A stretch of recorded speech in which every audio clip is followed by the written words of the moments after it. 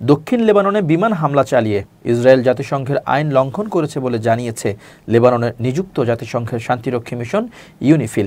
দখলদার ইসরায়েলি বাহিনী দক্ষিণ লেবাননে ধারাবাহিক বিমান হামলা চালিয়ে আসছে। গত বৃহস্পতিবারও সীমান্তবর্তী মারুনাহ, মাজাদেল এবং বারাশিট গ্রামে হামলা চালানো হয়। এক বিবৃতিতে ইউনিফিল বলেছে, এই কর্মকাণ্ডগুলো নিরাপত্তা পরিষদের 1701 নম্বর প্রস্তাবের স্পষ্ট লঙ্ঘন।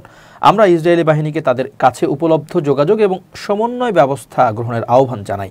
2006 সালে গৃহীত 1701 নম্বর রেজলিউশনে হিজবুল্লাহ ও ইসরায়েলের মধ্যে শত্রুতা বন্ধ এবং ব্লু লাইন ও লেবাননের লিটানি নদীর মধ্যে একটি অস্ত্রমুক্ত অঞ্চল প্রতিষ্ঠার আহ্বান জানানো হয়।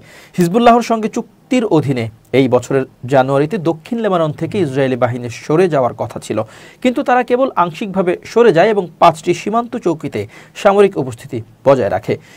ইউনিফিল আরও জানিয়েছে, গত রাতে টহলরত শান্তিরক্ষীদের উপর বিনতে জাবাইলের কাছে 6 জন লোক আক্রমণ করে।